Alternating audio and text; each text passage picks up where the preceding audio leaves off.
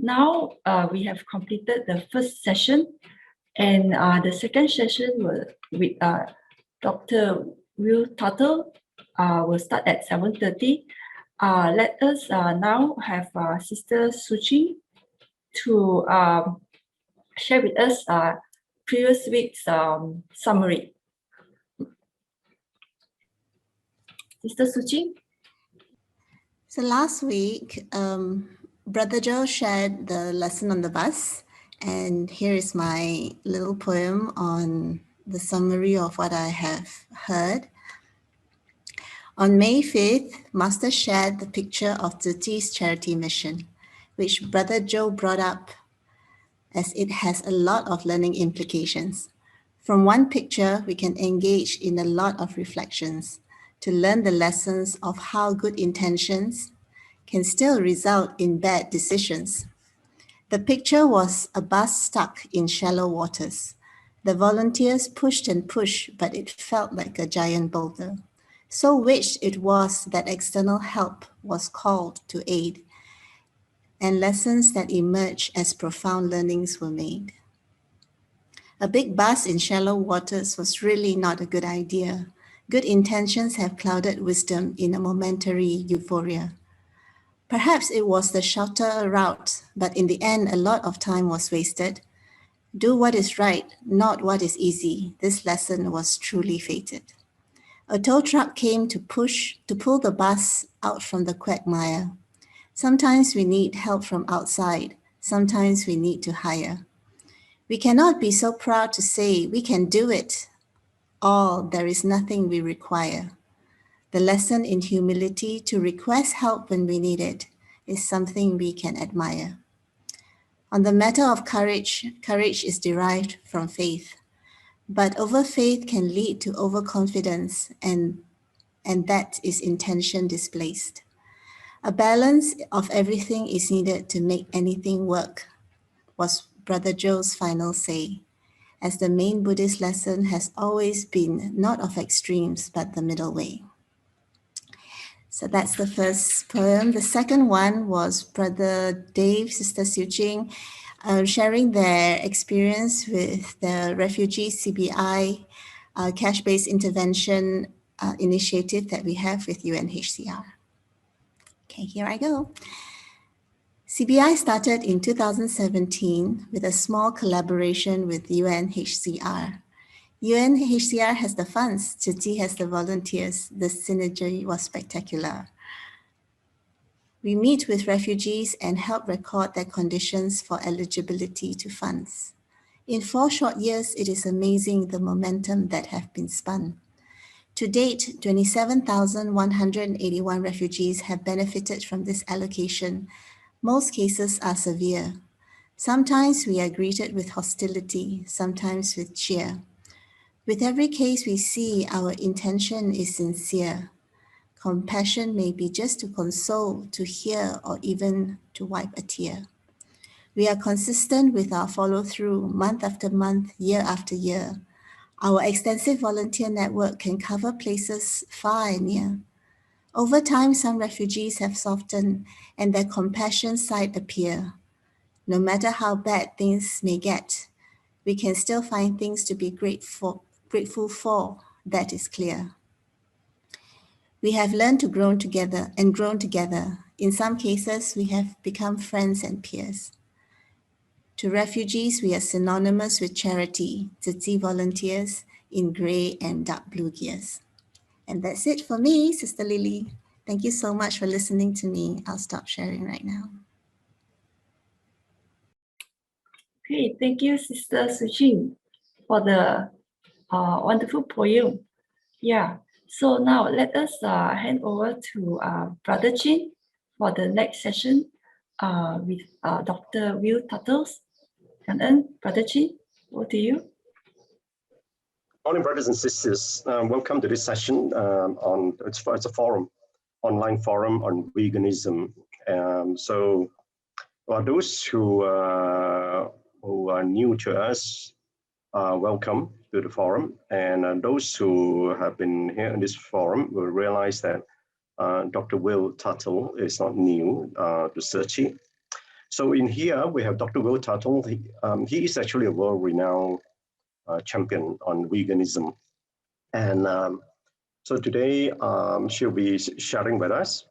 I would give a little lead on what she's going to talk about. And followed by that, we have a panelists consisting of Brother Joe Huang from Hualien, of course, whom you're familiar with, and Dr. Eddie Chan from Malaysia. Well, originally we have Sister Wing Ting from Singapore, but unfortunately she has been called for emergency duty this morning, so she won't be able to join us. DrWillTuttle actually had already shared with us on the 2nd of January earlier this year on why veganism and why one should adopt a vegan diet. So now we have actually invited Dr.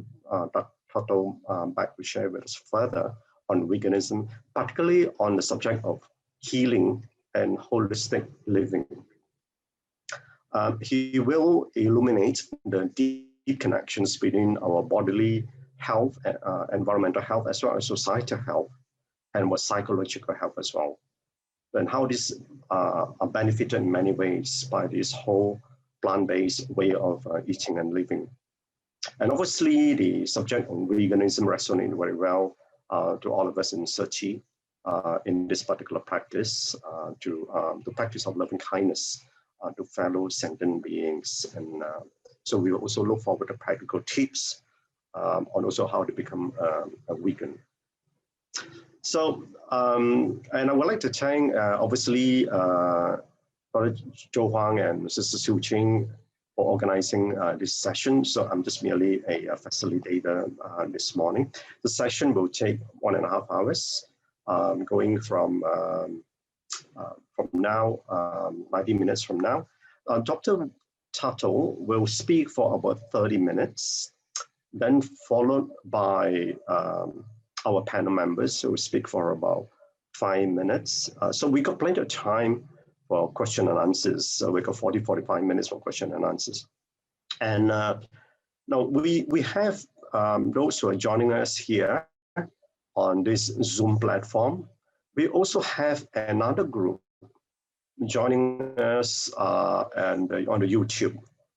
So you can raise questions as Dr. Tuttle speaks, including those joining us in YouTube.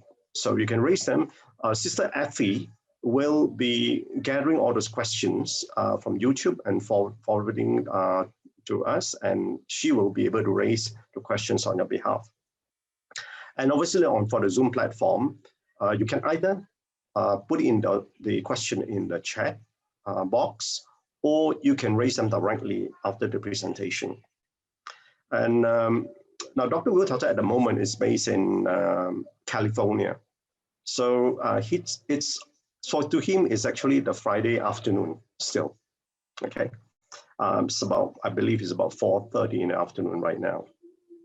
So just a bit of introduction of DrWillTuttle. For those who are joining us the first time, he's an author of the World Peace Diet and is published in 16 languages and the #1 Amazon bestseller amongst other books that he has already written. He's an educator, an inspirational speaker, and DrWillTuttle obtained his PhD from the University of California. Now, to me, I think the more interesting part of his background was that he was actually a Zen monk, a Dharma master in the Korean Zen tradition. Okay, so welcome, Dr. Tuttle. You're muted at the moment. Cool. If you can unmute, and here you are. That's all yours. The platform is yours. Great. Okay. Hey, thank you so much. And I'm delighted to be here. Let me, can you hear me okay? Is this working? You're hearing you loud and clear. You can hear me? Okay, great. So I would like to thank you so much for creating the context for us to have this discussion.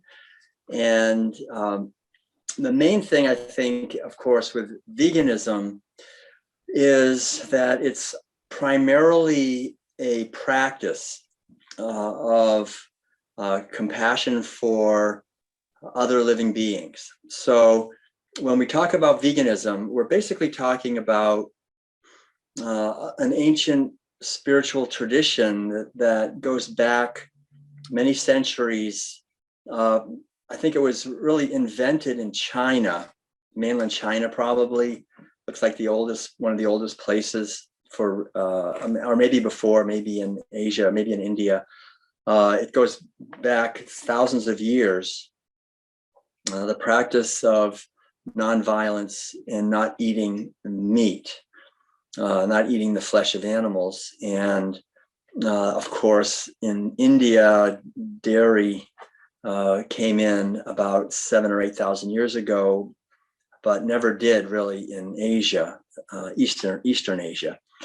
So veganism is really focused on not harming animals through food, which would mean the flesh of animals as well, and fish and dairy products and eggs and honey, and then not also wearing their skins, like not wearing leather, just abstaining from harming animals as much as possible through products, clothing, entertainment, and food, and in any way, just doing the best we can to let them live their lives in peace. And the good news is that there are millions of people practicing veganism in the world, and they are just as healthy and probably healthier than the average. This has been well documented. And there are also substitutes for leather and wool and silk and animal entertainment and so forth that we can entertain each other, maybe. So the good news is that we can thrive and live healthy, happy lives without imprisoning animals, without abusing them, without exploiting and harming them. And so we talked about this back in January, and the underlying idea is that this is a spiritual practice, essentially, a practice based on ahimsa. Is the ancient Sanskrit word. Ahimsa means non-violence. So the idea is we have precepts, for example, in the Buddhist tradition, not to kill, not to steal, not to lie, not to sexually abuse, not to use liquors or drugs, or force them onto others. And as I explained in January, all 5 of these precepts we break when we eat animal-based foods. Of course, we're exploiting them, we're killing them, we're stealing from them, we're sexually abusing them. We're forcing many different drugs that are toxic onto them. So it's breaking the precepts on a massive scale, and it's unnecessary. There's no nutrients that we need to be healthy, to thrive on a completely plant-based diet. And so I'm one example. I've been a vegan now since 1980, which is now 41 years. And there are millions of people who are similar to me, who are long-term vegans and who are very healthy and happy. And I think I'm healthier and happier than the average people, which isn't maybe not saying a lot, but it's, it's a wonderful foundation, I think, for health and happiness. And so I want to talk about health, especially. We talked about that. So this is a very complex subject. There are many questions that will come up about health, because health has many factors. And so in my lectures, I talk about the 5 main dimensions of health, which I'll just mention briefly now. One of them is our physical body, right? If our physical body is healthy, it's much better for our life, right? We can meditate better, we have more energy, we're happier, we're able to serve the world. If I'm sick all the time and have no energy, I'm just a burden to everybody else, right? It's not compassionate to be sick, in the sense of not taking responsibility for my health, for my physical health. We're called, I believe, as Buddhists, to really take responsibility for our physical health, so that we wake up every morning with lots of energy and enthusiasm and a strong and light and flexible physical body so that when we work, we can be effective. When we meditate, we're at peace.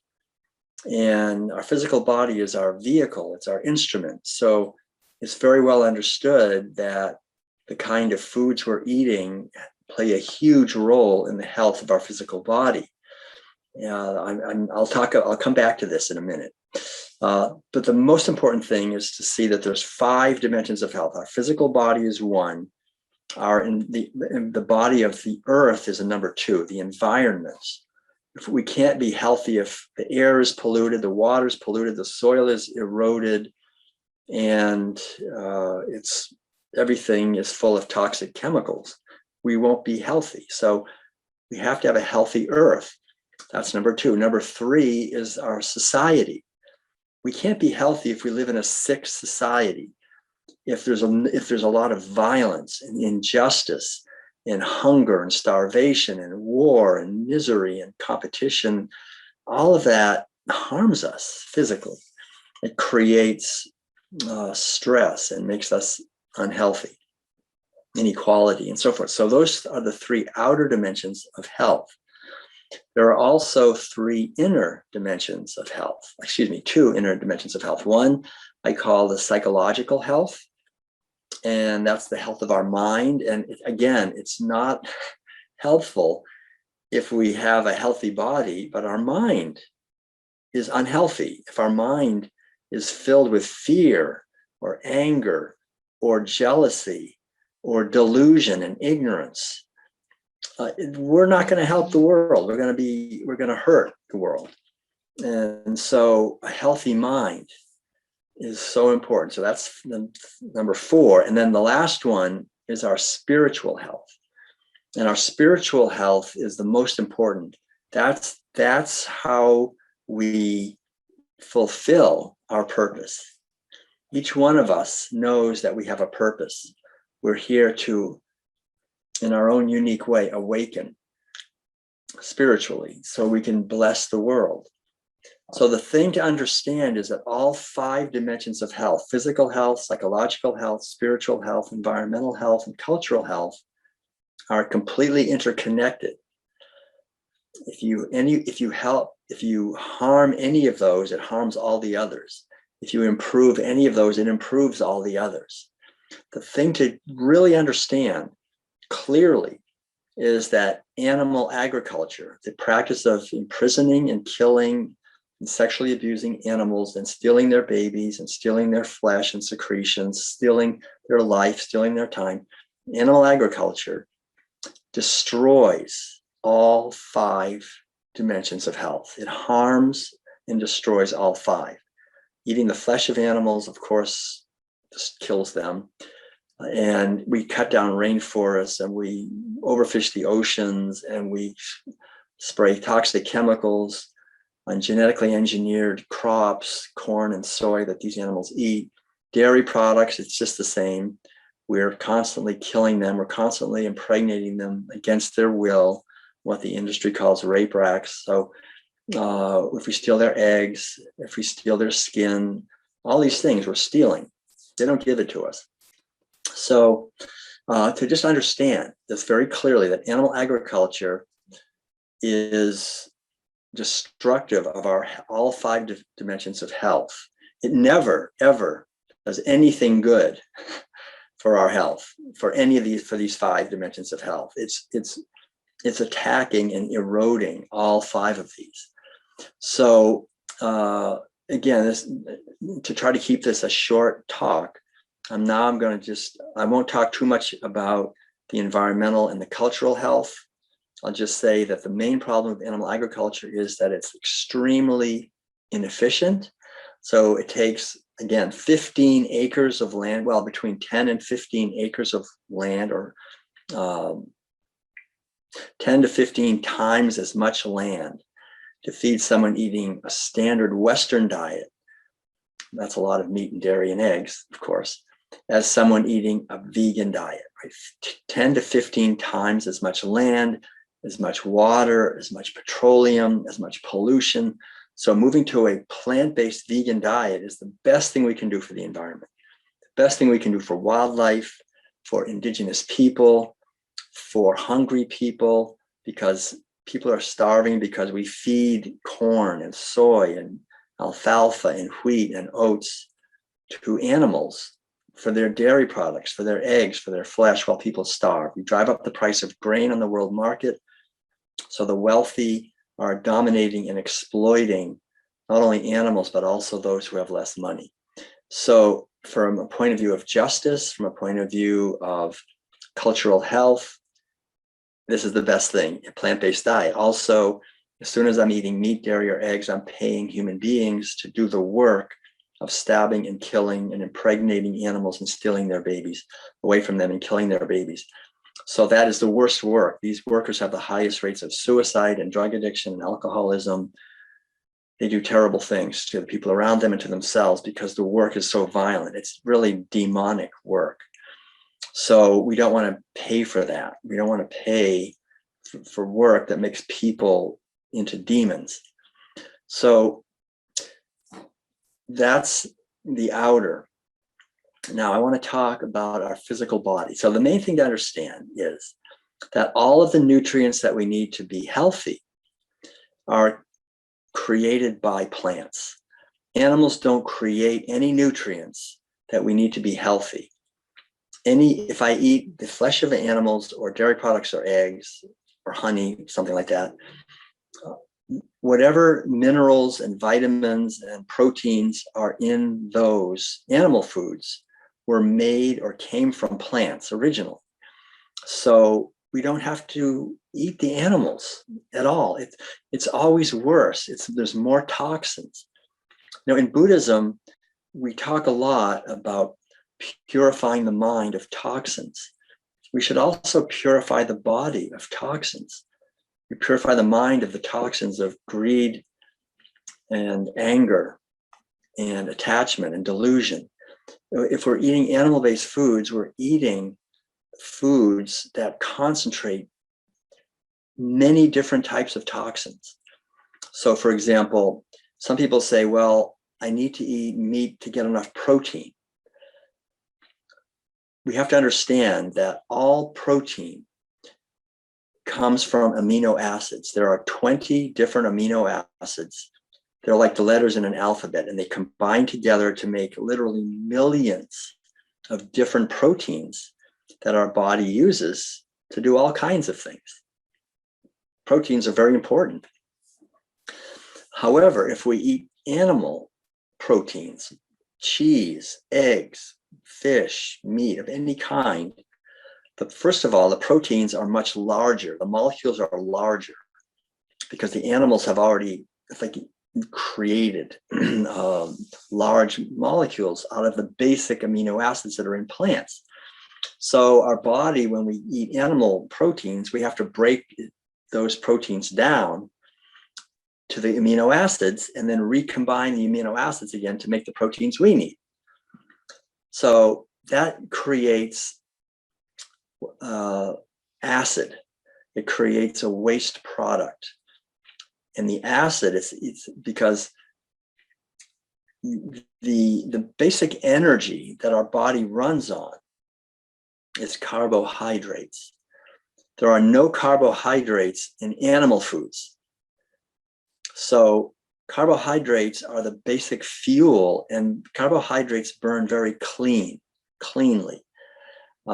Carbohydrates, carbon, and hydrate means hydrogen and oxygen, which is water. So there's really just three elements in carbohydrates: carbon, hydrogen, and oxygen. It's very simple. And so when we eat starch, when we eat rice, when we eat vegetables, when we eat fruits and so forth, we're eating foods with lots of carbohydrates.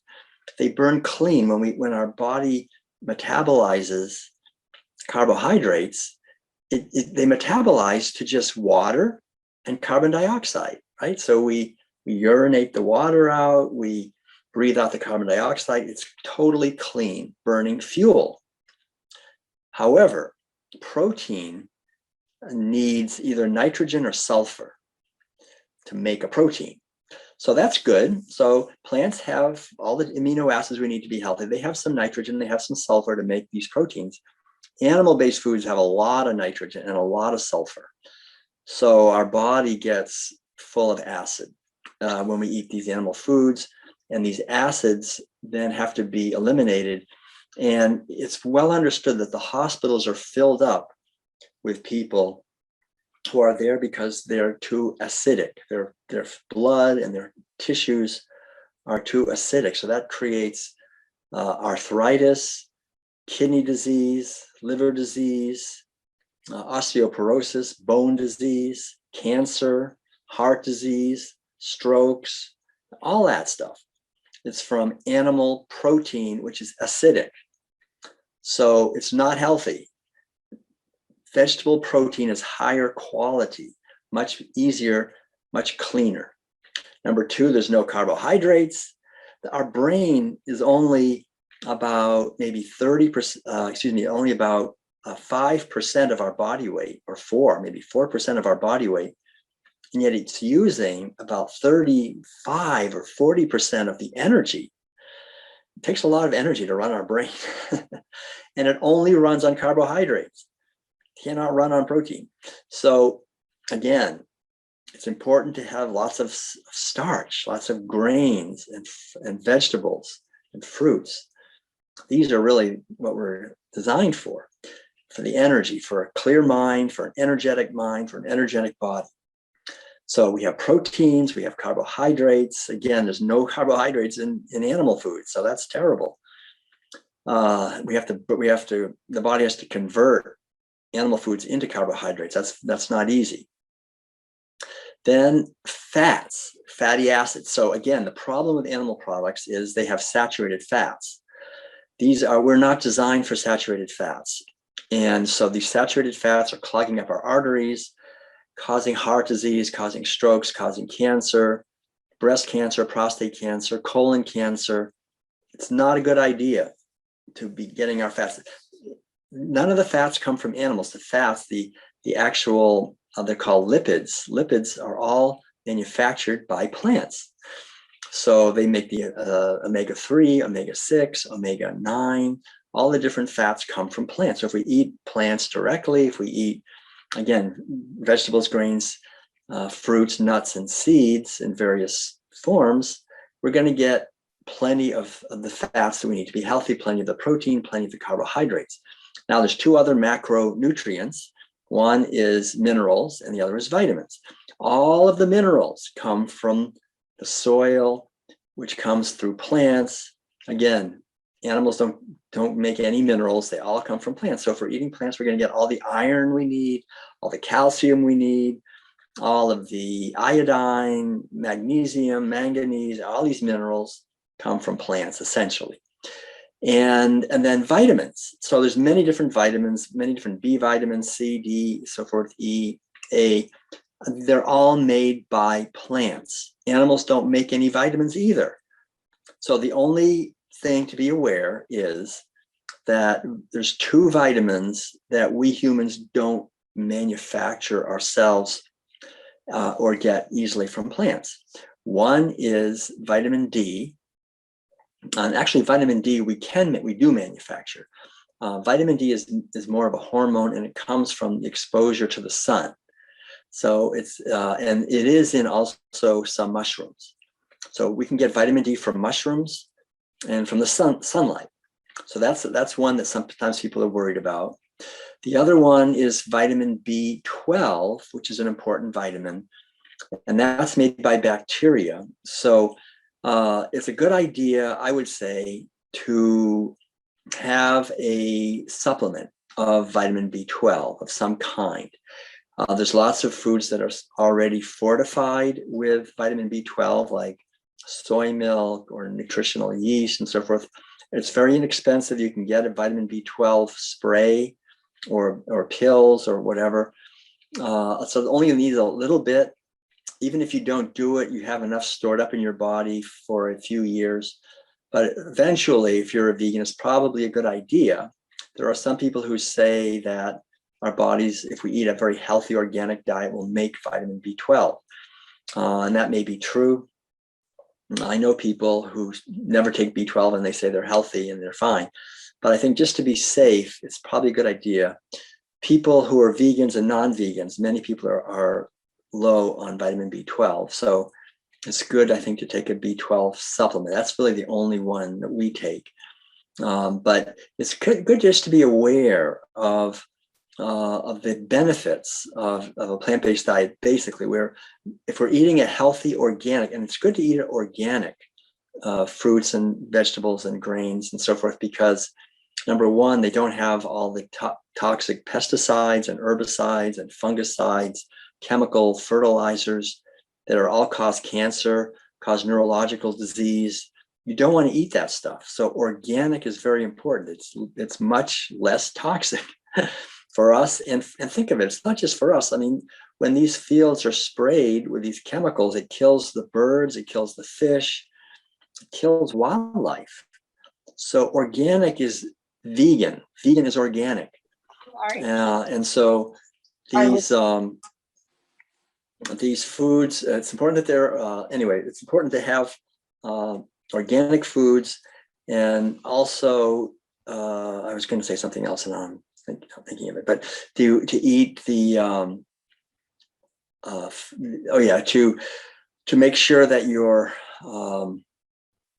getting a broad variety of foods. It doesn't have to be real broad, but just some carbohydrates, vegetables, fruits, and so forth. And I know, I was going to say that organic foods are higher in vitamins and minerals. They're just healthier because organic farmers tend to build up the soil and make healthier soil, and that's good for that makes healthier food. So those are some of the foundational ideas in terms of health for the physical body.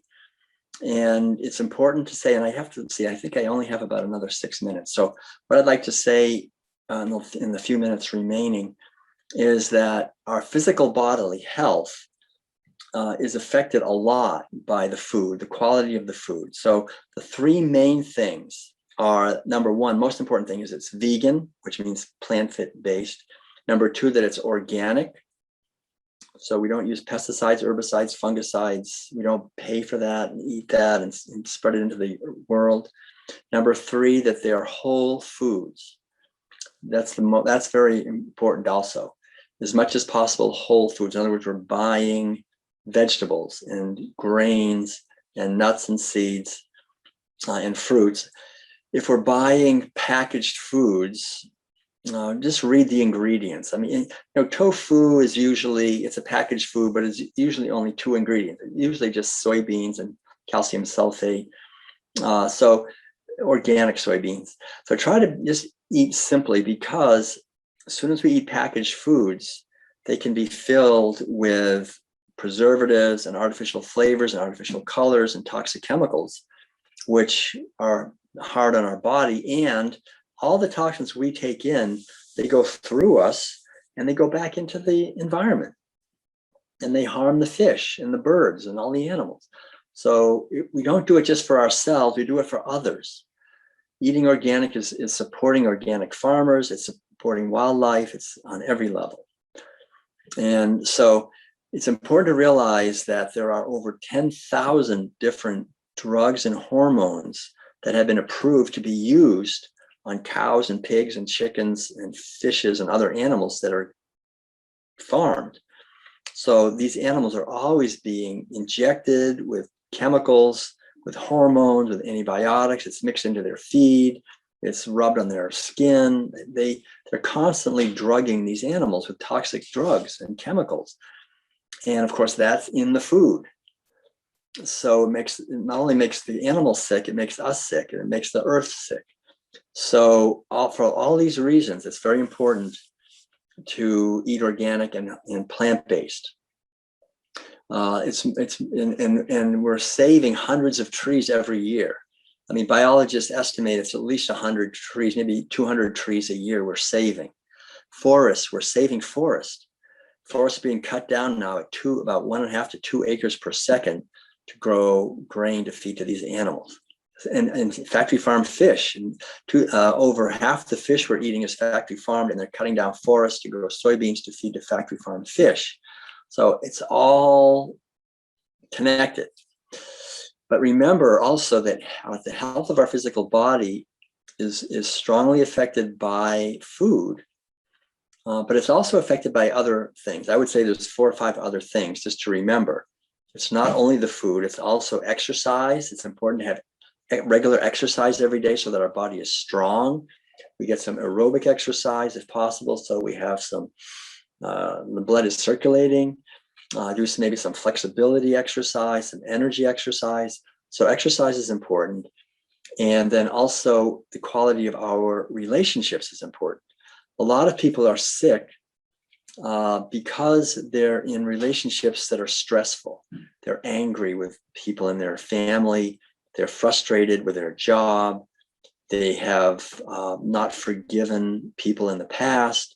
So they're thinking negative thoughts. And so our mind and body are not two. Our mind and body are one. So if our mind is upset, our body makes all kinds of drugs, actually, depending on our mood. So it's very important to have inner peace, to send love and compassion and joy and peace out into the world, and gratitude for every day, because that creates a harmonious inner environment for our body. Getting a good quality sleep is important. And also, what else? And doing something creative, fulfilling our mission on this earth, contributing to making a better world. Think of it. I mean, if my life, our body, our lives are important. Our body is an instrument. If I'm not living my life in a way that I feel is really wonderful, right?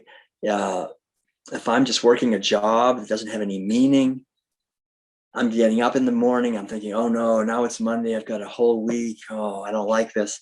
Think of what that's saying. Every cell in our body is listening to our mind. They're all listening. If my mind is saying, oh, I don't really want to live, I don't like my life that much, all the cells in our body are going, well, what the heck are we doing then? Why are we bothering to pump all the blood and digest all the food? This guy doesn't even use his life. The heck with it, And so the body starts getting sick and starts shutting down, and bacteria start attacking the body because it's eating, maybe not eating healthy food, and also not thinking healthy thoughts. Bacteria really are our friends, actually. They're always helping us. Same with viruses. Viruses are our friends. They're always helping us. But if we're not living in harmony, bacteria and viruses, they're just doing their job. They're helping to break us down, because we're not living a life that's really in alignment with who we are. So, but if we wake up in the morning and we're grateful for another day, another opportunity to grow and learn and to contribute and to help, every cell in our body is thinking, great, all right, let's go. Let's really pump the blood and digest the food. And we got an important mission here. They're all working for the being that we are. So it's very important to understand that our body and mind are connected, and that it's really true. We have a community. Scientists now, and I'll wrap it up here. I can see it's now about time. It's 5 o'clock in the afternoon here on Friday afternoon in California. So I'll just say this one last thing. We have within our body, we have a community of bacteria, bacteria and fungus. And scientists estimate that there are 10 times as many of them. Like if there's 1 trillion cells that make up this body of me, right? There are there's 10 trillion bacteria that are also working hard to make this body function well. If those 10 trillion bacteria just died or left my body for some reason, the other 1 trillion that make up my flesh and bones, it would die. The bacteria are not our friends. They're really they're help. So we have what's called a microbiome. We have a whole community of bacteria and fungus, and we have what's called a virome, which is a whole community of viruses. And there's many more viruses than bacteria. There's probably hundreds of trillions of viruses. And if the viruses all left and died, I mean, they're not even alive, but if they left, we would die immediately. So we have this microbiome and this virome that are communities that live inside of us. And so if we're eating healthy plant-based foods, especially when we think of the microbiome, we have a community it's in our gut, right? It's in our intestines that's healthy. If we're getting lots of organic fiber, there's no fiber in animal foods. Fiber is one of the most important nutrients. So we're getting plenty of fiber, plenty of carbohydrates, plenty of polypeptides. All of those in plant-based foods make a happy community. And when we have a happy bacterial community, they digest the food very well. If we're eating meat, if we're eating processed foods, the bacteria are not happy. They're fighting with each other. They're not doing their natural job. We're not designed to eat meat. So what they've discovered is that there's a direct connection. There's a nerve called the vagus nerve. Vagus nerve, this big nerve that goes right from our hara, right from the dantian, the tangent, the lower tangent down here, the dantian, from the abdomen. It goes up to our brain, and it's directly connected to our mood, the quality of our emotional life. So if we have a happy bacteria down here in our abdomen, we're going to feel happy. Well, it creates a sense of happiness. Serotonin and other hormones are released that make us feel at peace and in harmony. And if we don't, then that's not going to happen. There will be other hormones that will be released of frustration and stress. So all of these things work together. Everywhere you look, your health, your physical health, psychological health, spiritual health will be improved by moving to an organic plant-based way of eating. So I hope that lays a foundation for our discussion, and I'll go ahead and stop here. Thank you very much. Thank you, Brother Will. Very interesting points you have raised, and thank you for sharing about the 5 aspects of veganism and the outer dimension, consisting of the physical body, the earth, and the society, and the inner dimension on psychological and the spiritual health. So what we're going to do next is that we're going to call upon our panelists. We're going to start with Brother Huang in the abode in Hualian. He's being accompanied by Master Huang as well. So she will also be sharing some of her views. And so let's pass the platform to Brother Huang now. And Master Huang first. Okay, there we go. Okay.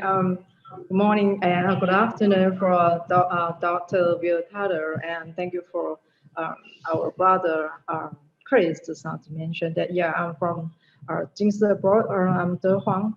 But actually, I'm very thankful for our doctors DrWillTuttle give us a wonderful sharing regarding why you want to go for vegan, and actually give us a lot of a reason and give us some 5 elements of how we can maintain a healthy, not just for our psychological or physical or the cultural or the environmental health. But I think as just now you mentioned that actually for as a Buddhist, we believe that many people will believe that humans have the abilities which animals do not have. So, and maybe some people will feel that our human beings are superior to animals. So that's why there's it's up to our choices to eat their fresh meat and so on. But I think maybe most of us not agree with that idea. So this kind of thinking, I think, is just not to mean to animal cannot feel the pain or suffer as a human do. So I think as we believe that Buddhism is a religion of love, compassion, and we must treat all animals, all the living beings equally.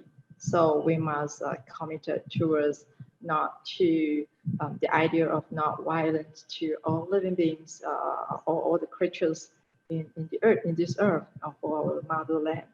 So, And the second point I just want to point out is just like mentioned regarding our healthy.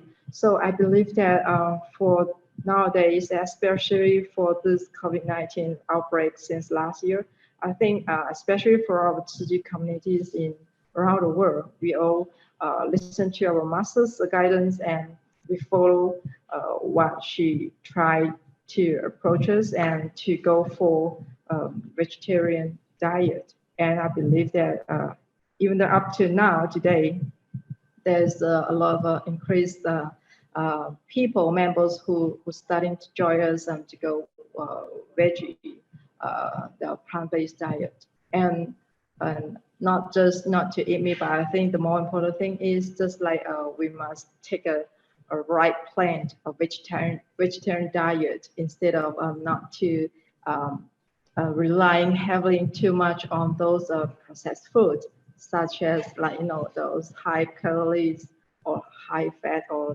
salty or too much sweetness beverages and so on, which is not good for us. It's harmful for healthy. So to choose the right food for daily is very important. So just like what Dr. DrWillTuttle mentioned, that there's a lot of way for us to get our nutrition from the nature, but we must have a wise wisdom and thought to pick up which one is good for us and which food is good for us. Even though we are already be a vegan or vegetarian person, but I think is a good idea for us to start to contemplate for what we should choose, what we should eat and what we should not, even though we not taking the animal lives. So it's another optional for us to think about for our meal every day what we take. So I think this is my feedback regarding the Dr. DrWillTuttle sharing. But I pass it over to maybe Brother Joe and to give some sharing. Thank you. Okay, thanks to Master Huang, and also gratitude to Dr. Tuttle for sharing, and thanks to Brother Chin for moderating. Very quickly I think one of the things that I also see in Zoom, on Zoom, people right away, they had this instant reaction was to the fact when Dr. talked about the connection between the mind and the body, when every cell of our body is crying out and saying, yeah, let's do it, and there's a lot of energy. And I think there's a lot of synergy when we hear that. I think it wakes us up right away, and to really know that, yes, it is true that when you are happy, your whole body feels it. And sometimes when we're sick, indeed, that is what happens. A happy patient is a healing patient, and that's something that we're trying to do. And when we put that equation to say that helping someone is making us happy, and making us happy is making us healthy, right? So, and when we have a healthy body, we also have a healthy mind. And then when we're a healthy mind, we want to help more people. So it's a very, very good cycle to be in, except that we're always in this bad cycle. A couple of things that I wanted to that I thought about. One thing is compassion. Dr. Tuttle talked about compassion, but one of the things that the compassion that he talked about, not just to the animals, but also to the people.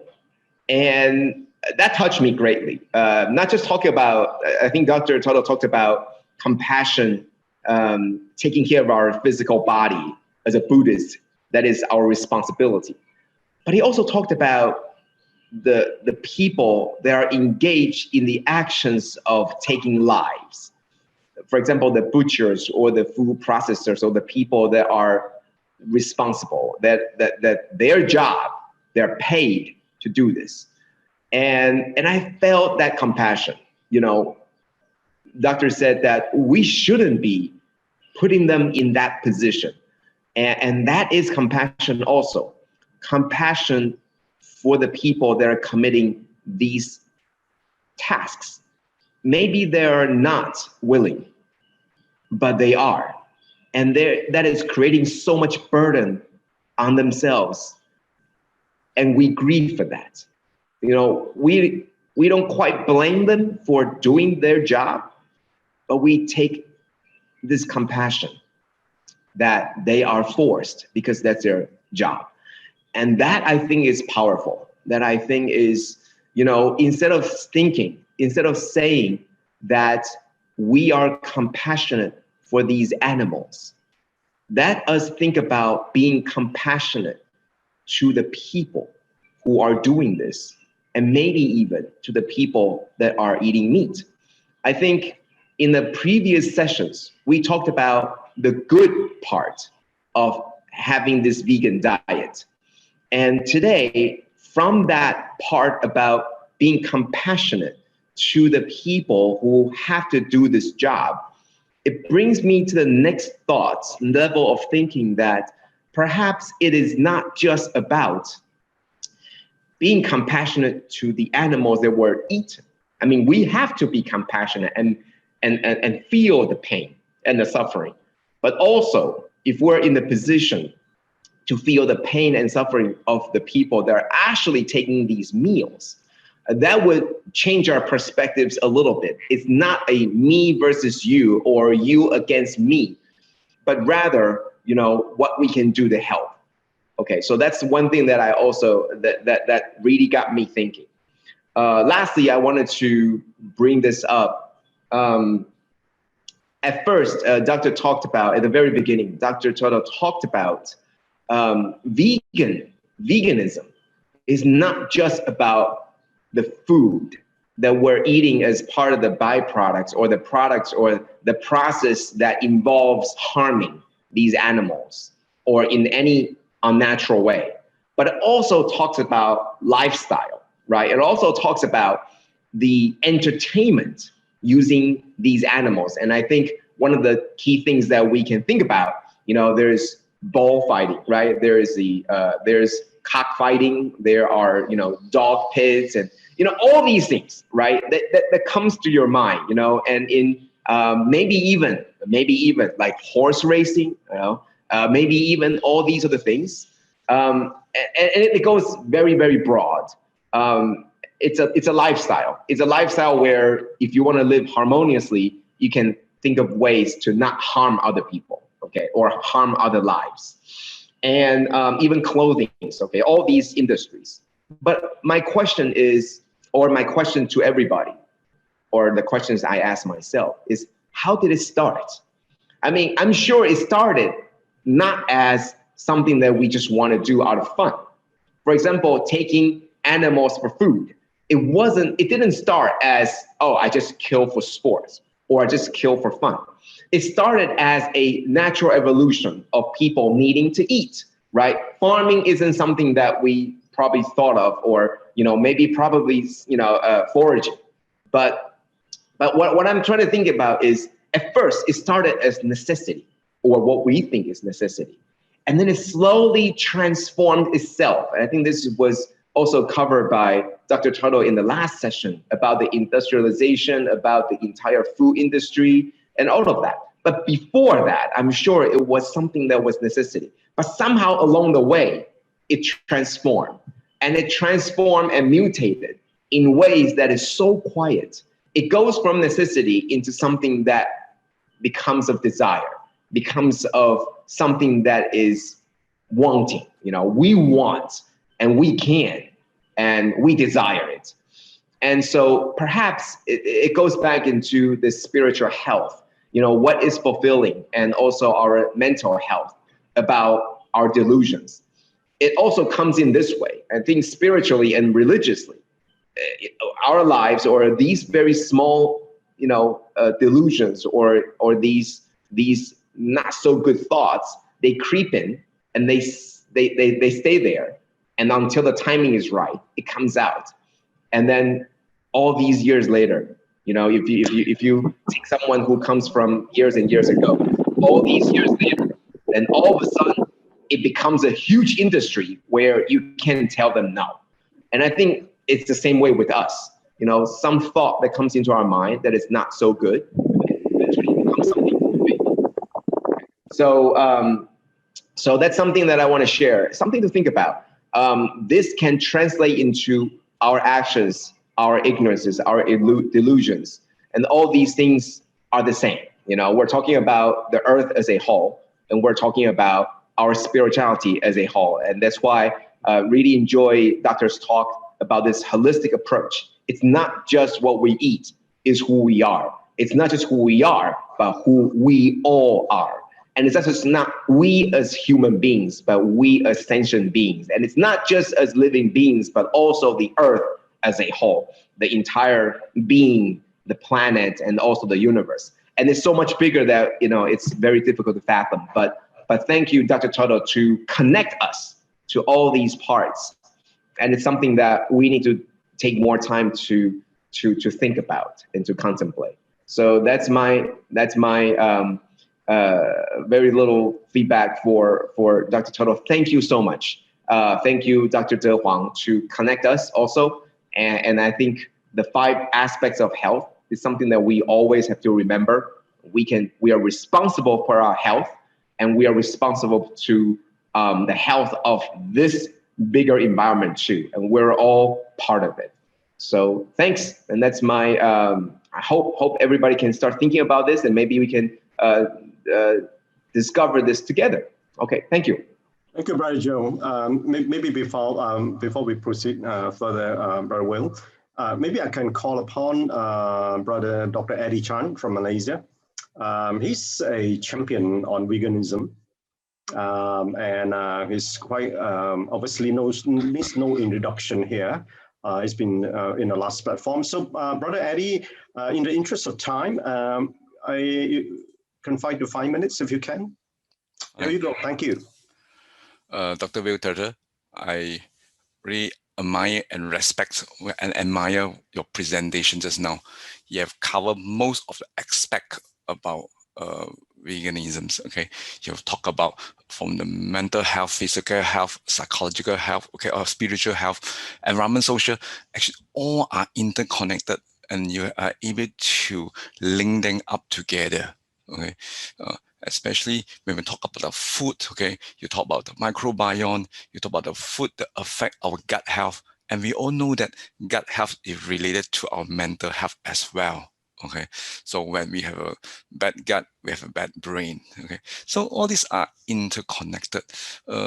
Our body is such a sophisticated machine. Okay, by nature, it's supposed to be what type of correct fuel to put in. Okay, but out of our ignorance, we start to deviate it to do something, give a different feel. Okay, and with time, okay, our machine start to show some symptom of destructions or damage. Okay, over time. Okay, but is it that we public members sometimes we have this ignorance in this because we don't see the effect immediately.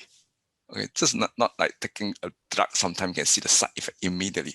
So some that don't see the effect immediately. So it takes us some time to explain to them, to educate them on why it's so important, okay, to have a correct food to eat. Okay, so as DrWillTuttle mentioned, a thing which surprised me. I learned a lot from you in the way when you mentioned about those slaughterhouse, okay, when the people have to work to kill those animals, okay, they suffer with a higher incidence of depression, suicide, okay. So it's in the compassion of view, okay, how we help them, okay. So I'm thinking, if more and more people, okay, taking vegetarian or veganism, okay, so that we will end up lesser and lesser people need to kill those animals. Okay, actually, we are helping them to relieve from their suffering as well.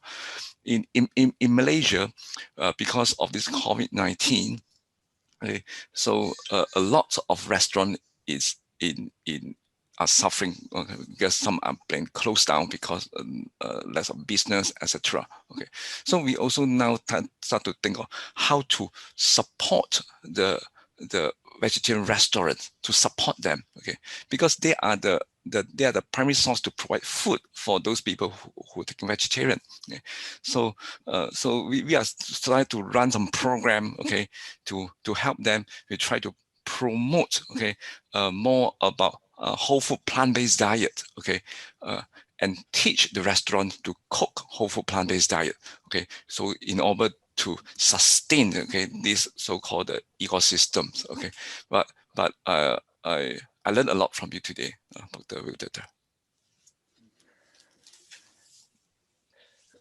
Okay, so thank you, Dr. Eddie, for sharing that, your perspective. Now, originally at the beginning, I did announce that Sister Wing Ting from Singapore, she's going to be in a panel. And I understand she was then called for advocacy duty, but I somehow noticed her name is in this platform. So Sister Wing Ting, are you back here to share with us on your views? Okay, she's not opening up, so I guess she's probably tied up. Now I have a list of questions, Brother Will. I'm not sure whether I can cover all of them. So maybe before I run through the list of questions, maybe you want to respond back to our two panelists first, and then we open that up for question and answers. Okay. Yes, thank you very much for your responses to the sharing that I did earlier. And I thought there were so many very good points that you made. Regarding Brother Joe's question about how did it all start, yeah, that's a very good question. It's a deep question and difficult one. I have a whole chapter in my book, The World Peace Diet, that goes into the anthropology and history of eating animal foods, and especially of animal agriculture. And so I won't go into that again, but I think it does go back thousands of years when we started. Human beings seem to have started herding animals, wild sheep, wild goats, then later wild cows and other animals.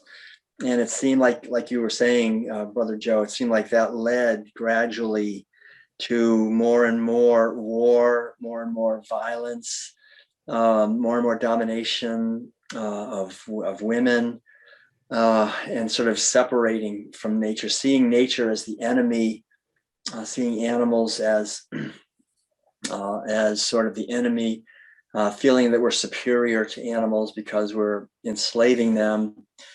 And losing, I think, a sense of connectedness with the earth.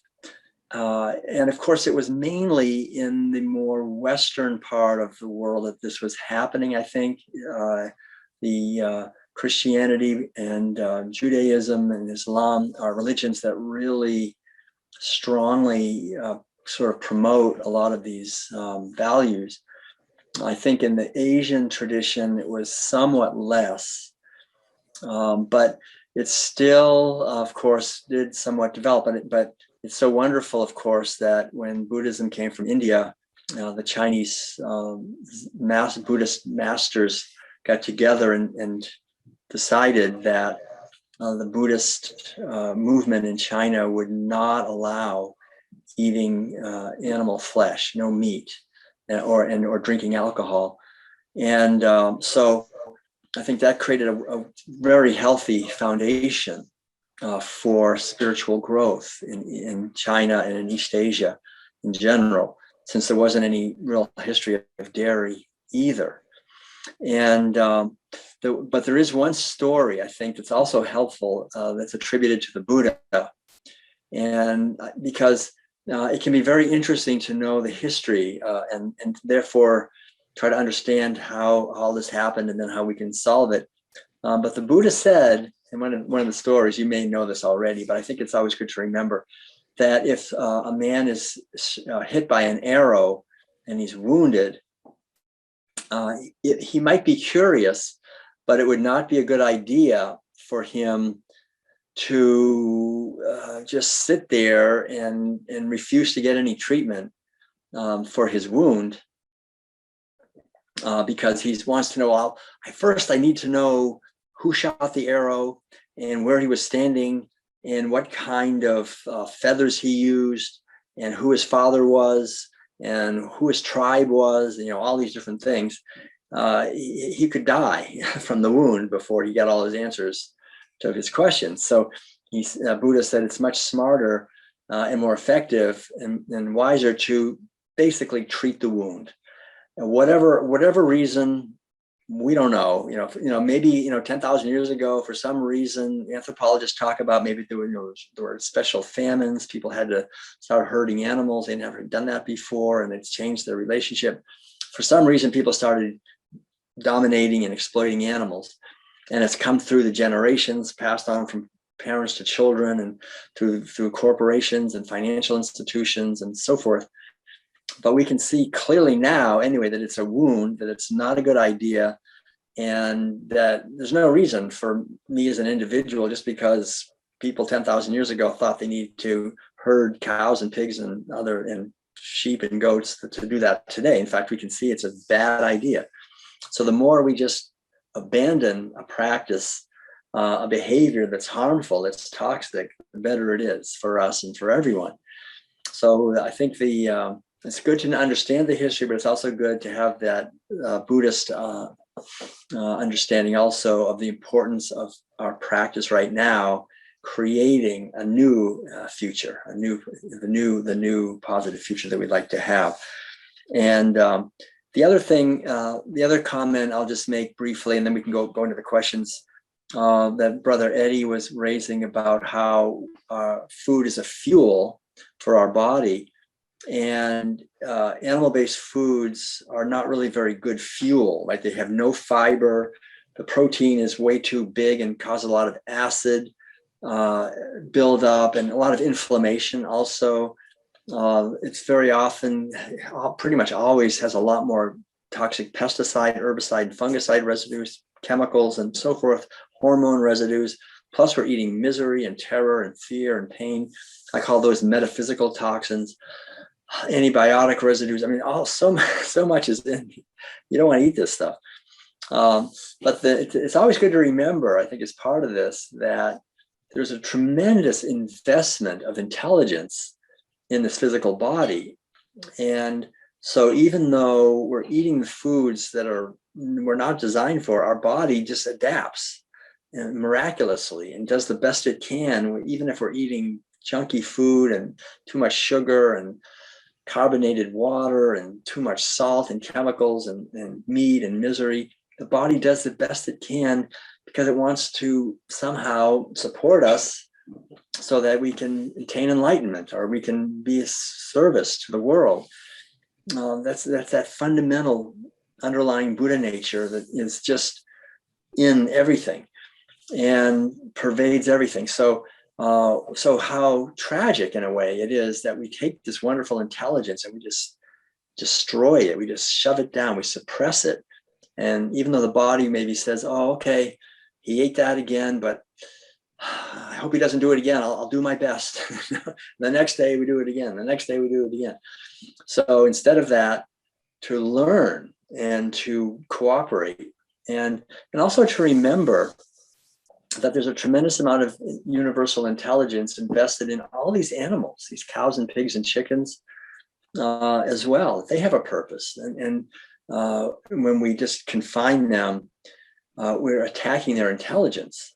We're attacking this basic intelligence that yearns to love and relate and live in nature. And we're not allowing that. We're putting them in a prison their entire lives and then killing them. So that's a direct attack on intelligence, on our own intelligence, on the intelligence of these animals, on the intelligence of nature.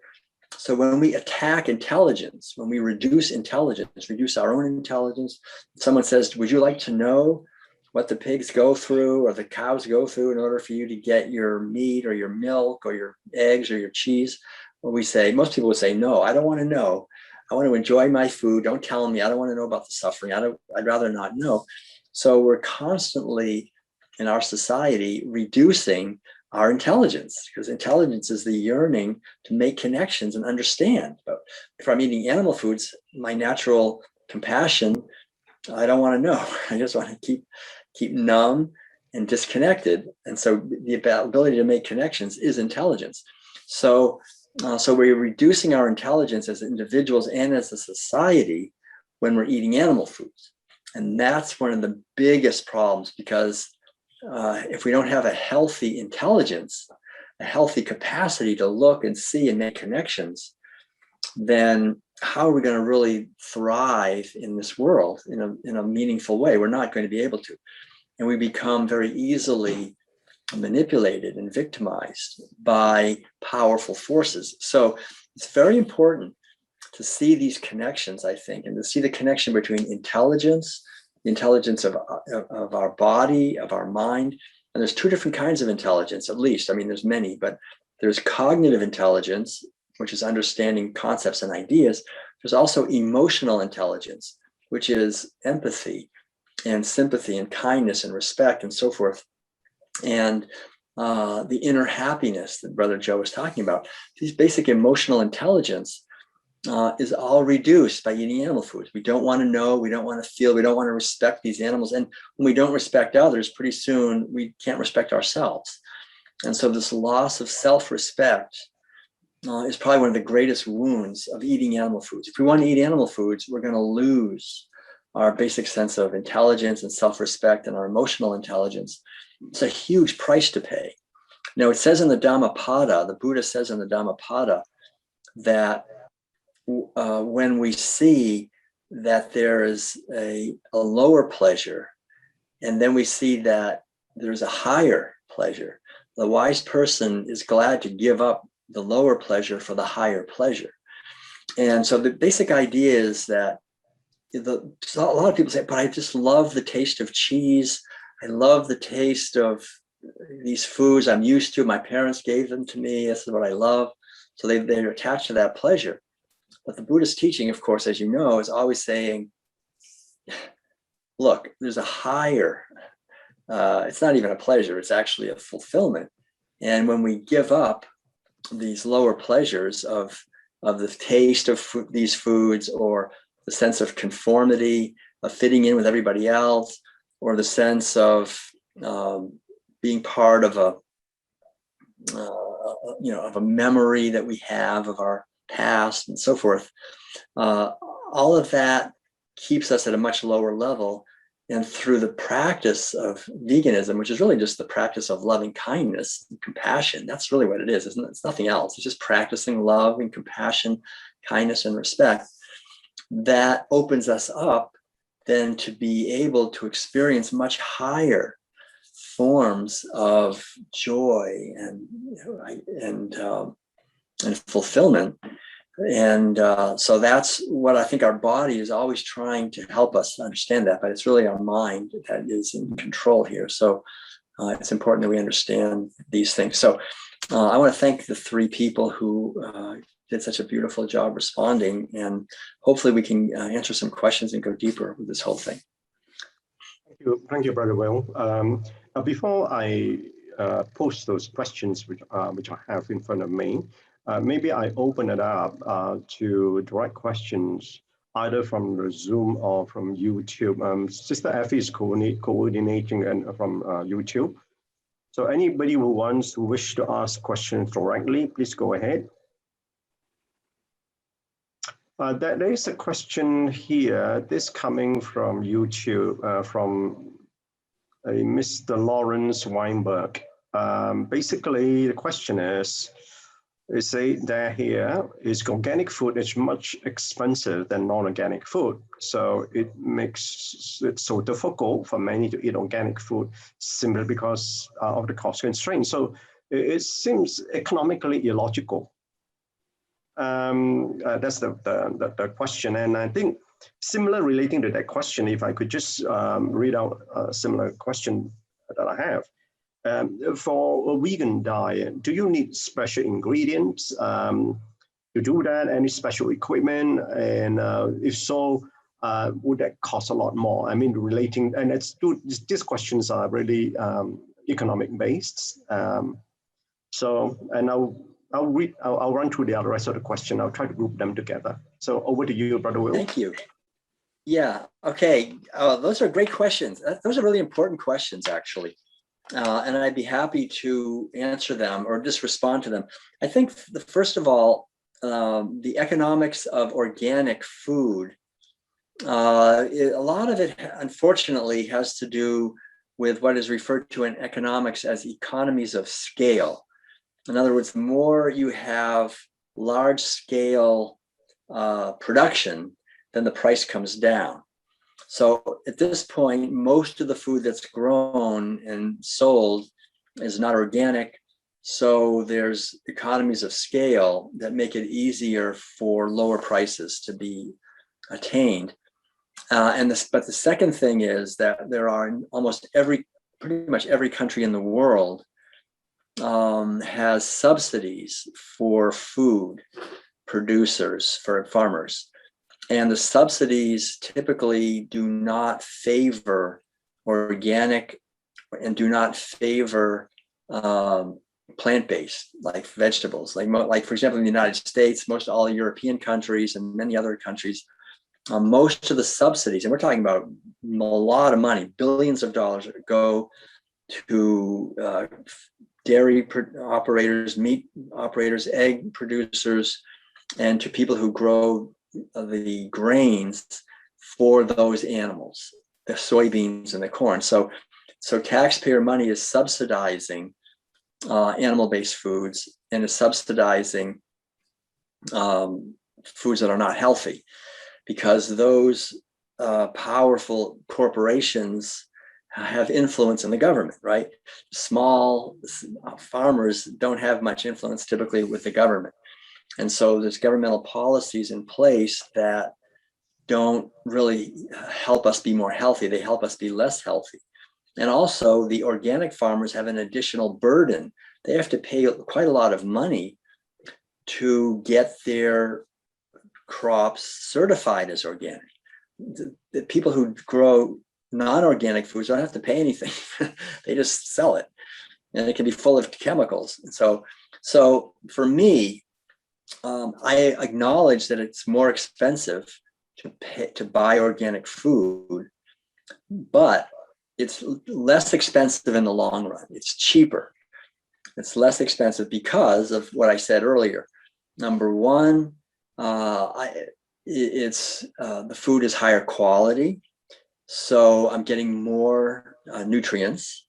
Number two, the food is, since it's healthier, I'm going to be saving money later on disease costs, because it's very expensive and time consuming and not good to get cancer or to get autoimmune disease from toxic chemicals that are in these foods. I mean, if you looked carefully, you would see that there's now, for example, glyphosate, which is the main ingredient in Roundup. It pervades the world, really. I mean, it's almost everywhere, except in organic produce. And glyphosate, it's not just in GMO crops like corn and soy and alfalfa and soybeans. Excuse me. Cotton and canola. Those are the main genetically engineered crops, but it's in all the vegetables, fruits. It's used as a weed killer. So this glyphosate is a chemical that is a broad spectrum antibiotic, and it directly attacks the microbiome of human beings. It harms our microbiome, and that is really very, very serious. So even though it's more expensive to buy organic, if we don't, we're eating residues that directly attack the health of our microbiome and of our body. And that's very expensive. I mean, we can do it for 10 years or maybe 15 years, but at a certain point, very often we find, cancer rates get higher and higher and other diseases. So that gets very expensive. So it's a good investment.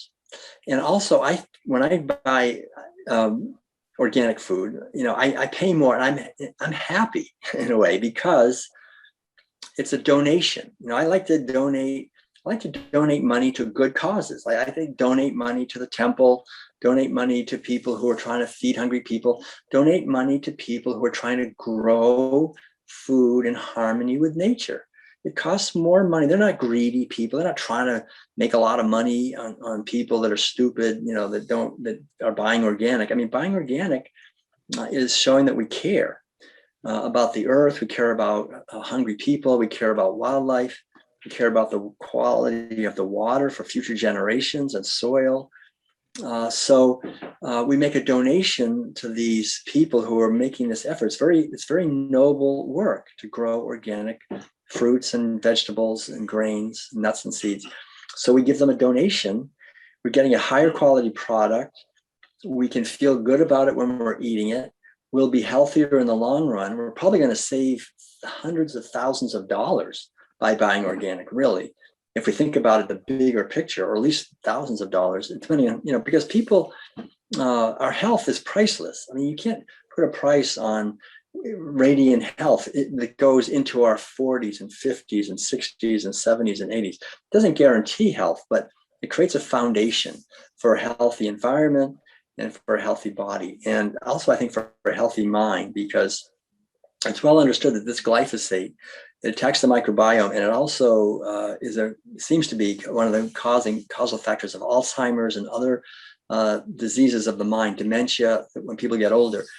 So, and then hopefully, as more people go organic, we'll get economies of scale, right?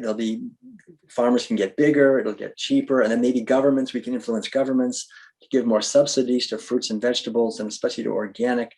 So we should be actually subsidizing organic if we had wise governments instead of the opposite. So all of these things we can work on. But that's a great question. And then as far as special equipment we need, basically, vegan food is much cheaper than meat, dairy, and eggs. The problem again is that meat, dairy, and eggs are subsidized, and fish, are subsidized by most governments to make them cheaper than they normally would be, because of the power of the pharmaceutical industry. Because the pharmaceutical industry, remember, is the biggest enemy of veganism. The pharmaceutical industry sells billions of dollars of drugs to farmers to be used on their cows and pigs and chickens. Then people eat that food, they get breast cancer, prostate cancer, colon cancer, they get sick, right? So then the pharmaceutical industry makes millions and billions of dollars on drugs for these sick people. And then these people also more and more need drugs from the pharmaceutical industry for insomnia, for stress, for chronic depression. The same mental disease inflict on the animals, the cows and pigs and chickens, human beings are getting. And so the pharmaceutical industry is making money on all of this, right? They make huge amounts of money on sick people with mental illness, with physical illness, and the poor animals. Then they use that money to lobby the government to give more money and subsidize the meat, dairy, and egg industries. So it's important for us to realize that basically eating grains, like eating rice and wheat and oats and other grains, it's the least expensive. Beans are very, think of it, soybeans and other beans. These are not expensive. Nuts and seeds are really not very expensive either, and fruits comparatively. So I think in general, it's much less expensive. You can feed a lot of people much more efficiently and with less economic cost on a plant-based diet, even organic plant-based diet. Especially when we buy whole foods, don't buy processed. Processed foods are always more expensive. As far as special equipment that we need, you don't really need special equipment. I think it's the most important thing, I would say, is to make an investment in high quality cooking pans. One of the things people don't realize is if we buy cheap pans, the metal very often, if they have aluminum in them, that's toxic. The pans can leach toxins. Very often, the metal from the pans may be recycled. Maybe it was like a nuclear submarine, and then they melted it down and they made all these different things, bicycles and pans and different things. So it is good to buy more expensive pans that are high quality steel, surgical steel, If you can buy pans that are surgical steel, it's just one time in your life you buy, a few good pans. Yeah, they may be expensive, like a few $100s, but it'll last your whole life, and your children and your grandchildren. I mean, they can all use it, and it'll be clean. It'll be clean food. We've noticed there really is a difference in good pans. So that would be one thing I would recommend: high quality pans that are high quality steel, and don't use the Teflon on pans. I mean, that stuff, these toxic chemicals are not good. High quality surgical steel, the foods won't stick very much. So you can, it's really important to get good pans. You can get a blender if you want to make smoothies, that maybe is an investment. But in general, some people get a juicer in order to make vegetable juice. That can be, a few $100s, whatever. But in general, all you need is a knife and a pan, and that's it. So it's very simple, actually. Thank you. Interesting point you brought up. If I got it right, if you eat cheaper food, it can lead to bad health. So then there's a concept. I guess there's a concept of total cost of health. So we can't just take in the input without knowing what's the impact on health is. An interesting perspective, but maybe as a follow-up question and leading on from there's another question here relating to that is how can we actually promote or change the culture at a bigger scale and make it worldwide? And obviously, and that's a problem that we have at the moment, and of the leaders at the moment, going to change the leaders, if I use the word, it's expensive, but someone have to champion it, like someone like yourself. And obviously, we need a lot more people like yourself, and which are trying to change the minds of others. So the question is, and often, sometimes when you change people, they may not be able to sustain the change. So the question is, this whole change management program on changing our diet at a worldwide scale, what's the thought on this? How can we do that? Is there anything that maybe we can do? Yeah, that's a really good question. I think the most important thing is that we help contribute to reaching what's called critical mass. Critical mass means you get up to a certain point of people who have actually gone vegan or living this way.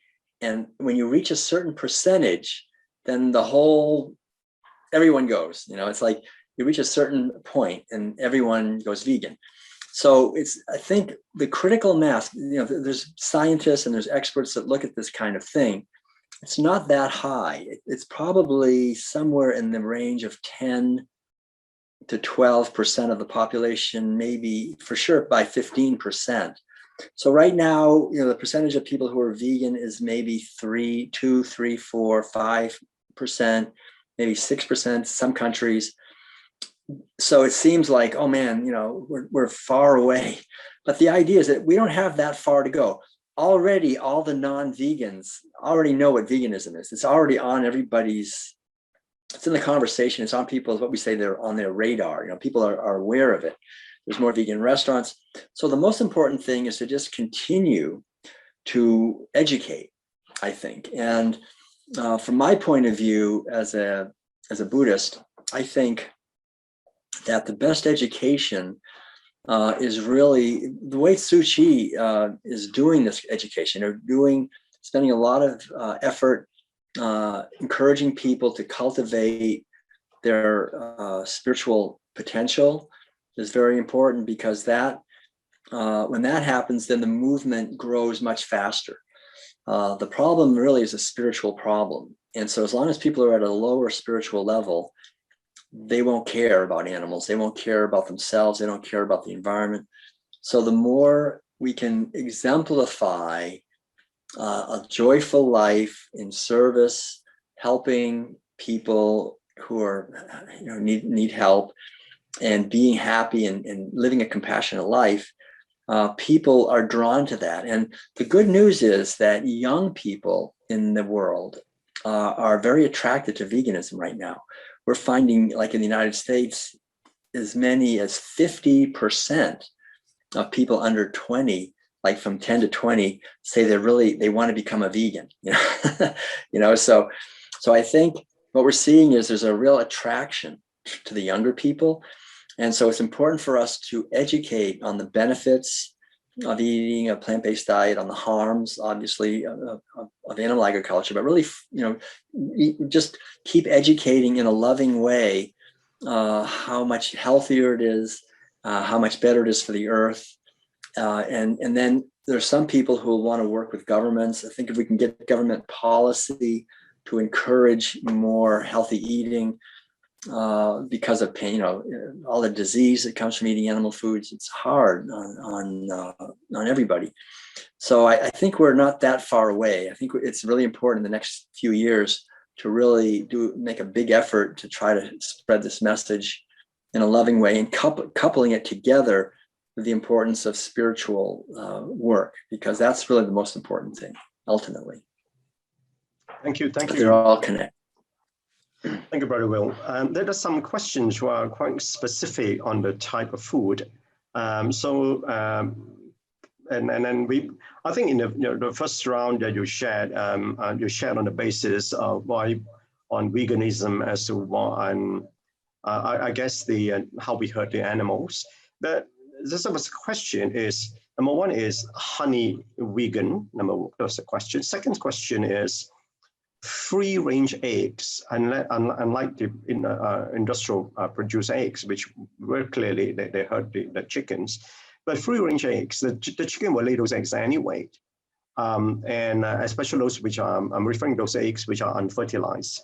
Would that be regarded as from the perspective or the argument, or rather, let me pose it the other way. What's the argument against those consumption of those food? And right. Second, relating to that on the same type of food is potentially there's a lack of vitamin B12 when you take vegan food. And do you need to then to take B12 supplements? Yeah. Okay. So basically, B12 supplements, I think, are a good idea for everyone, whether you're vegan or not. It's good to have a B12 supplement. Most of the people who are deficient in B12 are not vegan. I think a B12 supplement is a good idea for everyone. It's very inexpensive. It's only a few dollars for a year. It's not expensive. It's very easy. There are, like I say, some people say that if you're really eating a very healthy, organic vegan diet, you don't need to take supplements. But it's very cheap and very easy. So nowadays, I think it's a good idea. I certainly would never think, there's no need to kill animals or eat animal foods to get B12. You can buy B12 in a little bottle for a few dollars. It'll last you a whole year. So, but as far as honey and unfertilized free-range, eggs and so forth, there's a lot of violence and suffering in both of these. It's not as obvious. A lot of people think, like dairy, there's no suffering in dairy because the cow has to give milk. But if you look carefully, they have to impregnate the cow, they have to steal the baby and steal the milk, and it's just like eating meat in terms of violence. With honey, honey is based on exactly the same model. Honey is I hate to say it, but it's a rape and kill operation, just like dairy is. You have a situation where you have farmers who have bees. They have hives of bees. Bees are extremely intelligent social animals.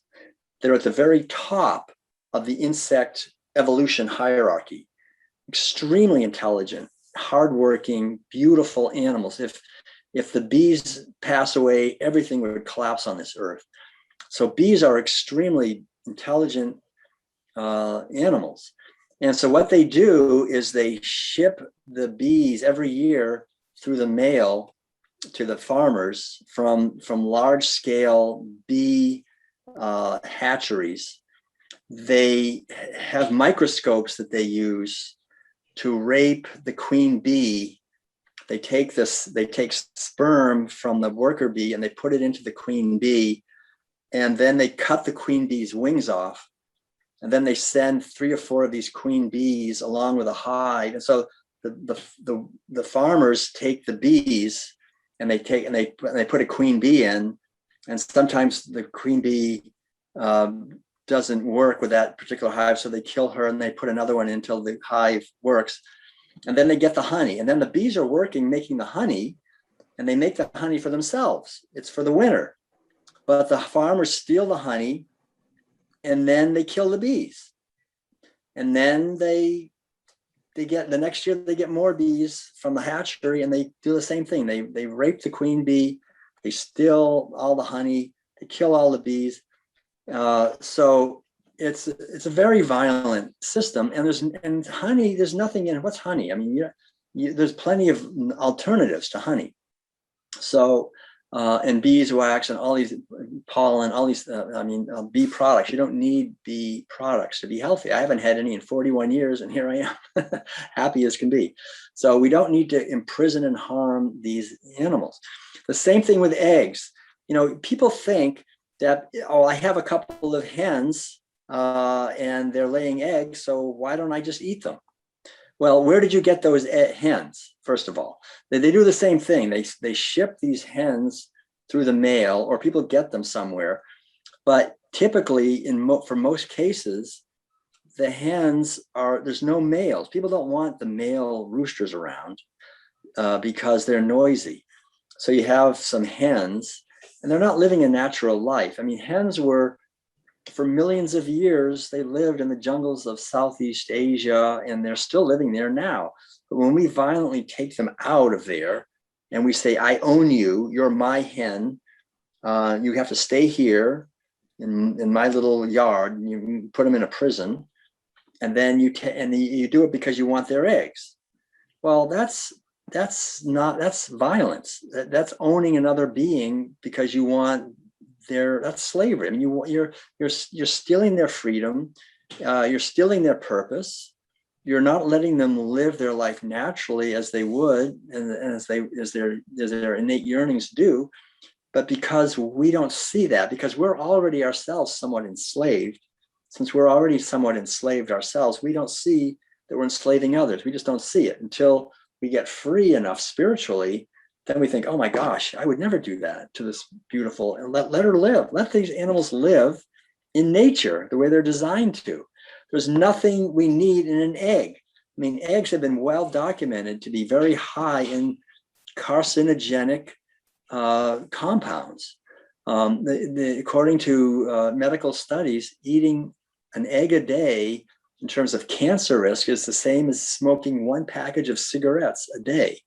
So you can either eat an egg a day, or, prostate cancer, breast cancer, colon cancer. These are 3 that are linked with dairy and eggs, especially, and there's a lot of it happening in our society. So there's nothing healthy in an egg, really. I mean, it's the highest packet of cholesterol on the planet. It's not healthy, and it's a lot of suffering. You're actually enslaving animals. Even it's not a severe enslavement as in a factory farm, but they're still not living their lives the way they normally would. And it's not necessary. I mean, I think we can live, like we have a garden where we live here in Northern California that's totally veganic. So we don't use any manure, we don't use any chickens, or, we don't have animals there. Everything is plant-based. We have like 70 fruit and nut trees. We grow lots of vegetables, berries, herbs, everything without using animals, without enslaving animals. We don't take bone meal or blood meal or manure or fish meal or chicken manure or anything. We can let these animals just live their lives in nature, and we can learn to do just as well, and probably a lot better, have better gardens and have more healthy food without causing suffering to animals. Thank you, Brother Will. I know that time is up. Are you okay if I were to proceed to ask a couple more questions? Yeah, we can do a few more. Maybe another, maybe 10 minutes. That's wonderful. There's a point that was raised by Brother Joe earlier when he was speaking about on a bigger perspective, that quite apart from meat having animal-based diet, is about using animals for entertainment. So now relating to that particular question is, some of us keep pets. Now, if the owners are vegan, how then can we extend the vegan diet to pets? And just as you said about chickens in the natural environment, are we then depriving them on your same argument about the natural environment? Let's talk about dogs and cats, which are very common pets in the houses. And how is it natural for them to consume vegan diet? Right. Well, that's a really good question, and I'll just say that I think dogs and cats, owning them or having them as pets, it's a lot of it has to do historically with animal agriculture. Dogs were good protectors of the animals, the livestock, and they would chase away foxes and other animals that might eat the chickens or the pigs or whatever. So dogs have been used, and cats also, to kill mice and so forth. So we have these pets that are carnivorous because we've been carnivorous ourselves, and they've been helping us eating meat and dairy, especially meat. So I think it's just good to be aware of that, and also to realize that dogs are easy vegans, right? I mean, dogs are omnivorous, really. They're very easily, very happy, very healthy. The oldest dog in the world lived to be like 35 years old, something like that, in England. Totally vegan dog, right? The healthiest, longest lived dogs are vegan. So you can feed. So in the United States, I'm not sure how it is where you live, but in the United States, you can buy vegan dog food easily. There's a lot of companies that make it, VDog and Evolution, and many companies make vegan dog food. But you can always just make your own. There's lots of recipes on the internet, basically lentils and rice, grains, carrots, vegetables. They love it. You can just eat, you can just give them, you can eat your own food and give them some, and they're happy. There's a few things that they cannot eat that we do eat, but for the most part, they're easy vegans. Virtually all breeds of dogs will thrive on a vegan diet. Cats are more carnivorous. According to the founder of Evolution, a company called Evolution here in the United States that makes vegan cat food, 2/3 of cats will thrive on a vegan diet. That's like the Evolution cat food, for example. It has taurine. It's specially made. It's plant-based, but it has whatever is needed for cats. So some cats still don't do well on that one. So, but I have a friend who has 5 cats. They're all vegan. They're all healthy. They're all happy. I don't have any. We don't have cats or dogs ourselves. But I think it's a good idea if you have a dog. You can transition them to a vegan diet. They'll be happier and healthier that way, typically.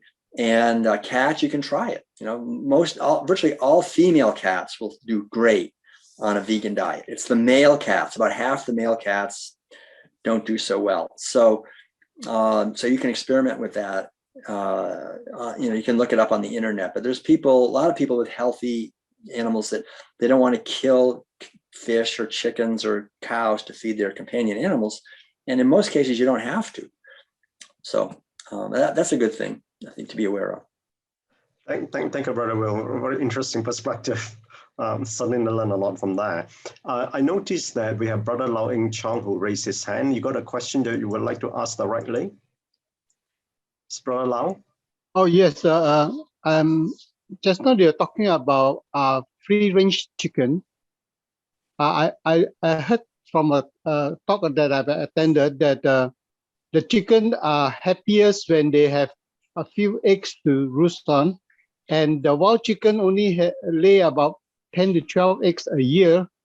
But if we keep taking eggs from them, the free-range chicken will keep on laying eggs, and it is a burden on the body because you have to give up calcium for the eggshell and so on. And So there is a strain on the chicken. The chicken will keep on laying eggs if we keep taking eggs from them. So in this way, Right. we are actually creating a big problem for the chicken. They are not living Right. free. That's a very good point. That's exactly right. Chickens in the wild only give a few, like any other bird. They don't go laying eggs all the time. You know, they just do a few. Yeah, we keep stealing them, and they make and push them harder. So we're making them struggle. That's a very good point. Thank you. Thank you For saying that. I also just want to mention one other thing, because I think it's good to remember. You know, this in January, when the last time we were doing this presentation, we were in Florida. And we were at an institute called Hippocrates Health Institute. And I just wanted to mention, you know, this is a place, it's one of the most leading healing centers in the whole United States and maybe in the whole world, where people come who have cancer, who have diabetes, who have all these different illnesses, and they actually heal. Usually when the doctors say, you're going to die, right? The doctors say there's nothing we can do. They either die or they go to Hippocrates. And when they go to Hippocrates, very often they heal. And what do they do at Hippocrates? Mainly, it's totally vegan, totally organic, totally whole foods, and mostly raw. It's probably, you know, mostly raw, probably 80% raw. It's very cleansing. It's a cleansing diet.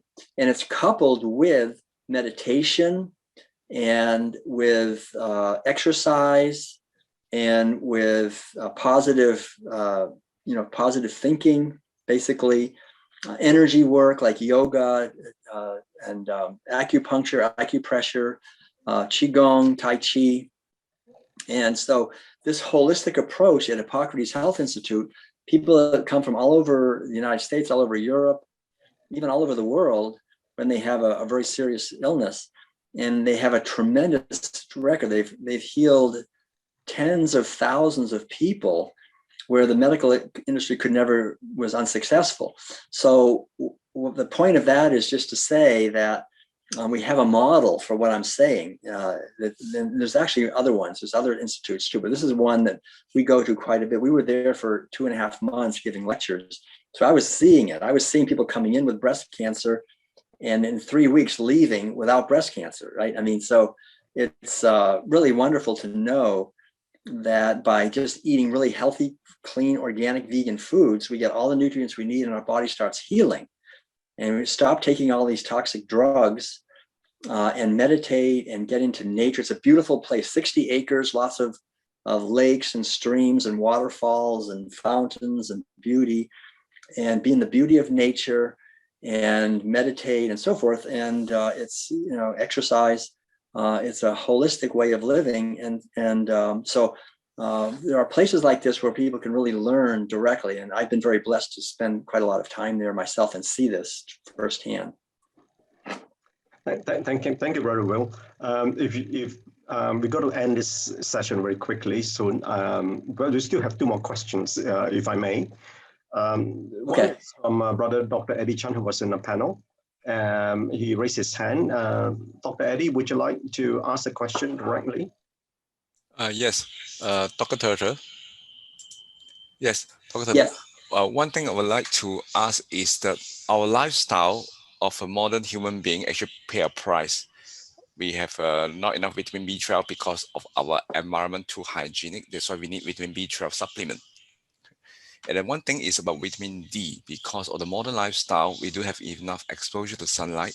Even in Malaysian, including non-vegetarian, eat mushroom, eat meats, everything, 50% suffer from vitamin D deficiency. Right.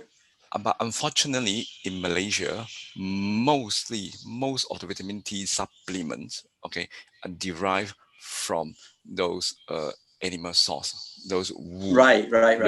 Yes. So do you think in this situation it's reasonable for vegans to take animal-based vitamin D supplement? Well, yeah, I mean, if you feel like you really have to, the thing is that's vitamin D3 that comes from animal sources, from sheep lanolin, from their wool. But if you can get vitamin D2, that's a plant-based one. And in many health experts feel that that's actually better quality, because vitamin D3, if it's more dangerous, you can take too much and it can be toxic. Whereas vitamin D2 is the actual vitamin that we use, and if you take too much, you'll just eliminate it. So it's safer. So if you feel like you have to get a supplement of vitamin D, vitamin D2 is naturally plant-based. And now many countries, like in the United States, you can actually also buy plant-based vitamin D3. Yeah, I mean, they actually sell that in some stores if you want that. But of course, so I think the best thing is one of those, if you can get vitamin D2 or plant-based vitamin D3, and then maybe try to get a little more sunshine. That's always the best way too, or mushrooms. That's a good question. Thank you. Yeah. Thank you very much. Thank you, Brother Will. Okay, last one. Read up the last question. Just the last question. Yeah. This question is coming from Sister Stephanie Chu. And the question is, in your last sharing, you mentioned organizing a vegan festival as a way to promote veganism. And so the question is just trying to get some insights and thoughts as to how we can do that. Well, it's really great. I mean, we've seen it all over the world. A veg fest, like a vegan festival in Athens, we've seen it, or in London, or in lots of different places.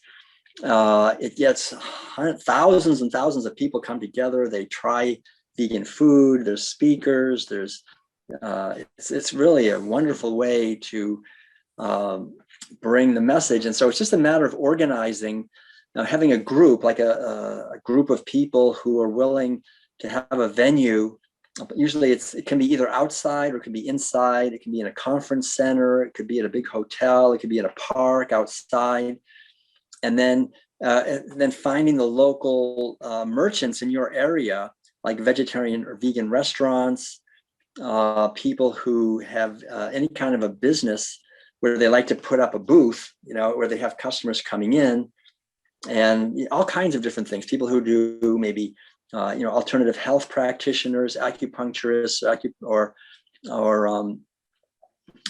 anyone with like healthy water, anything healthy, that as long as it's friendly to veganism, it doesn't have to be vegan, but it can be something friendly. And you just get more and more people, and do it year after year after year, and just builds bigger and bigger every year. And it really financially, it works pretty well, because people usually, the local businesses, like they're happy to pay something to help, to have a booth, and then you can either charge or you can have it free. The thing is that once when we had COVID, then a lot of the veg festivals shut down. So they started doing them, either not doing them at all or having them done by Zoom. But Zoom isn't the same. But now they're opening up again. Like in Florida, I spoke at one in Ocala last year, in January.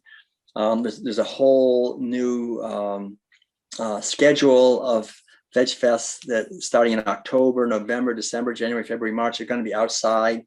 So I think now things are opening up. It's a good time to plan for some veg festivals. It's a great idea, I think. Hopefully that helps. Thank you. You're welcome. Thank you very much Dr. for all these. DrWillTuttle. I think that's all the time we have. I still have other questions, but you know what? We can do another one. We'll do another one in August. You're right. Absolutely correct. The response has been overwhelming. We overflew our Zoom capacity. It's still over the YouTube. I got still questions flooding to me. And so, you know what, Dr. DrWillTuttle, we're not going to let you go, and you're going to come back again for the next round. Okay. So we're going to organize another one, and it's getting a bit of traction. So thank you so much. I've certainly learned a lot from today, and I'm sure all my brothers and sisters here, they do learn as well. So if you may, Thank we will you. dedicate the rest of today's session to all the animals and all the sentient beings. Yes. Yes, may all beings be free and happy. Thank you so much, everyone, Thank for you so much. organizing, and We much love to enjoyed you the all. session. So Sister Xiu Ching, you want to Great. have a closing end? Sister Xiu Ching? Yeah, I'm sure everyone's enjoys it, and from the response, we know it's not enough today. Definitely, we need another session part 3 with Dr. BroTuttle. Very grateful. Maybe